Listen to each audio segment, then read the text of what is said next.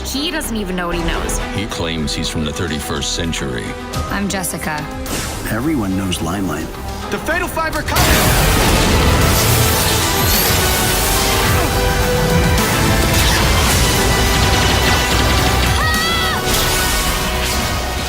Hi, this is Marc Morrell from ToonBarn. We're here at WonderCon 2019. We're talking about Justice League versus the Fatal Five, and I have Sam Liu, the director. Welcome, Sam. It's good to see you again. Yeah. So tell me how you guys decided to work a Fatal Five movie into this whole DC Ultimate Universe that you've established. Unfortunately, there's a lot of questions about this movie that are the answers are very unsexy. So in this one, we did an audio commentary track on this, and I think Bruce was saying how it was just we had to decide something to do. It was more of him actually.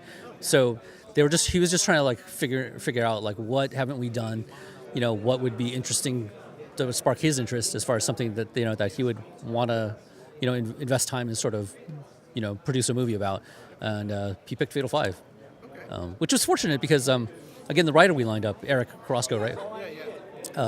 He's a staff writer on Supergirl, and he knew a lot about the Legion characters and stuff like that. So a lot of kind of what this story at its core sort of evolved to is I think it's because of Eric. The pairing of Jessica Cruz and the whole like Starboy thing. Two characters with mental health issues.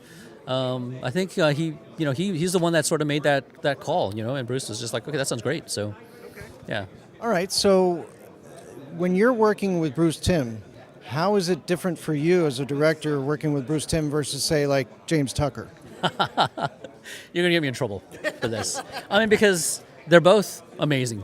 Bruce is a minimalist.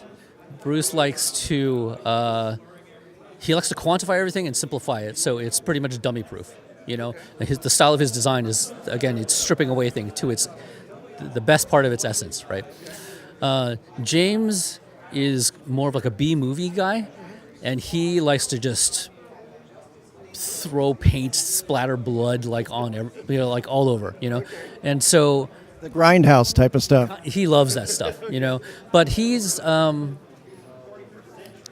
It's interesting because they're different. Like they both are excellent editors, excellent story structure people, but Bruce likes to sort of nail everything down up front, and whereas James likes to sort of set up the blueprint and then explore as we're going, kind of a thing, and we'll nail it down later, kind of a thing. So you guys have been doing 3 movies a year since you did Gods and Monsters, right? Wow, it's funny. That's exactly right. Right.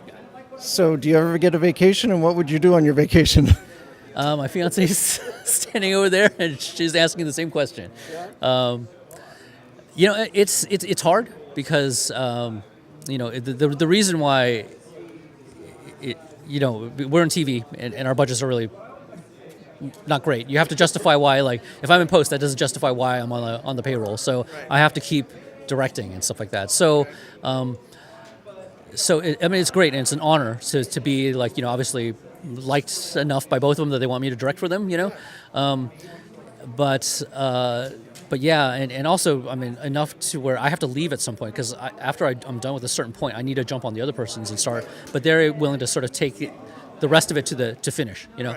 And so it's great and it's flattering and all this stuff, but it would be nice to have a little bit of a break. Yeah. Still get paid. So. All right. Well, we look forward to seeing this movie. It's on next, and it's going to be on digital on March 30th and on Blu-ray on April 16th. So thank you for joining us. Thank you. It was a pleasure. Bruce, let's start with you. Let's get it over with because they're all aching to hear it. Is this PCAU canon? As far as I'm concerned, I think it is. I know this sounds like I'm hedging, but it really isn't up to me because. Man, people out there in fan land are they have detailed timelines, and this is canon and that isn't, and that comic over here is canon because it was mentioned in this one episode, and I'm like, okay. So, but I think it is. It's weird because this story did not start intended to be Justice League Unlimited Plus.